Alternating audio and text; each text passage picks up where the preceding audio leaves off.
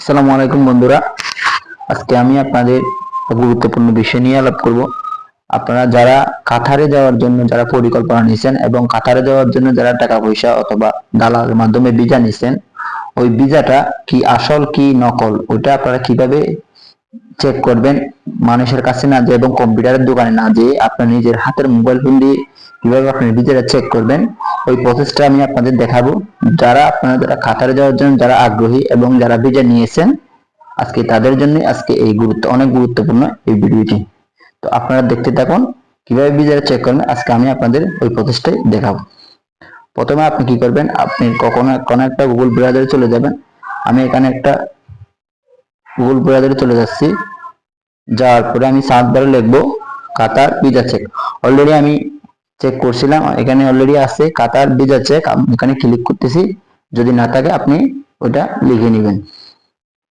নেওয়ার পরে আমি ওটা ক্লিক করার পরে নিচে একটা অপশন আছে, এখানে দেখবেন যে ওই রকম ইন্টারফেস। আপনি চার্জ ধরে ক্লিক করে দেখবেন একটা আপনার সামনে একটা অপশন আসবে, Qatar visa check online passport or visa number, ওরকম একটা আসবে। আপনি ওইখানে ক্লিক করবেন।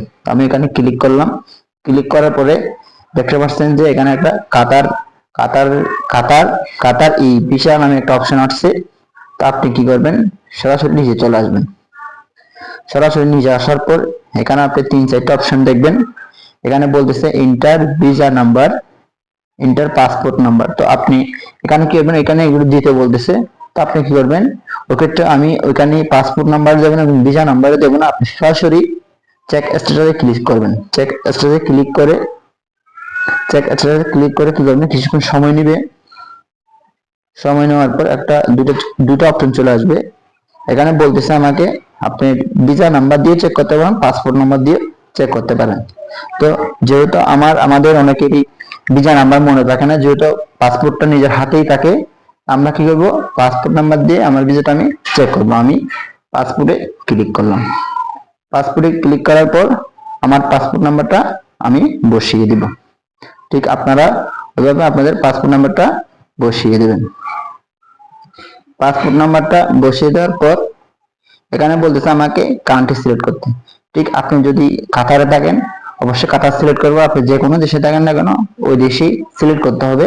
যেহেতু আমি বাংলাদেশে আছি, আমি বাংলাদেশি সিলেক্ট করতেছি। এখানে আমি বাংলাদেশ সিলেক্ট করতেছি। আপনারা যে দেশে ওই দেশে সিলেক্ট করবেন।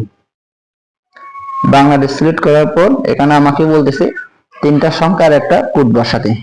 তো আপনারা যদি কোডগুলো না বুঝেন, এখানে একটা অপশন আছে কোড চেঞ্জ করার, এখানে চাপ দিলে অটোমেটিকলি আপনার কোডগুলো চেঞ্জ হয়ে যাবে। তো আমি 3টা সংখ্যা এখানে বসিয়ে দিচ্ছি। বসিয়ে দেওয়ার পর আমাকে বলতেছে 2টা অপশন আছে এখানে। আমার যে কাজটা করতে আমার সাবমিটে ক্লিক করতে, আমি সাবমিটে ক্লিক করতেছি।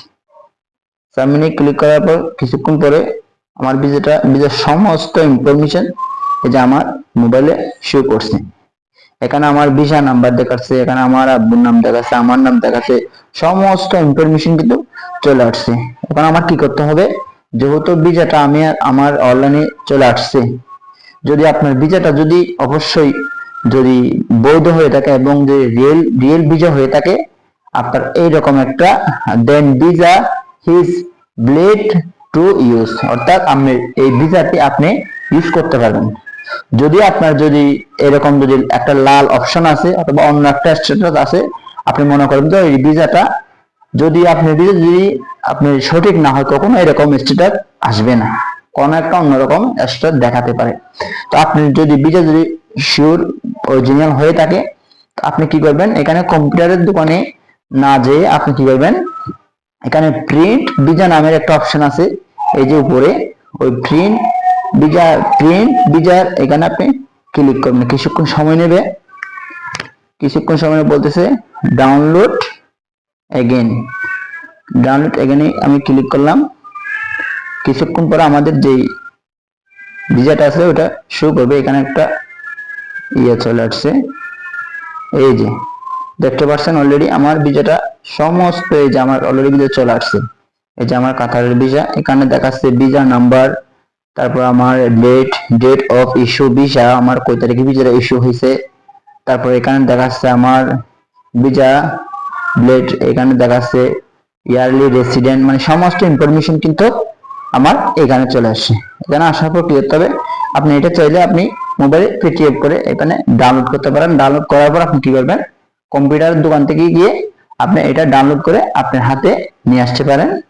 তো বন্ধুরা আজকে এই পর্যন্তই।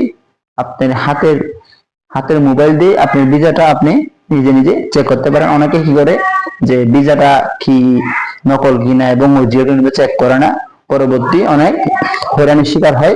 তো আপনারা নিজে নিজে যদি এভাবে যদি আপনার ভিসাটা চেক করে দেখেন যে আপনার ভিসাটা আসলে ঠিক আছে কিনা, দালালরা কোনো আপনার সাথে প্রতারণা করতেছে কিনা, ওই প্রতারণার হাত থেকে আপনারা বাঁচতে পারবেন। তো আজকে এই পর্যন্ত বন্ধুরা, তো আল্লাহ হাফেজ।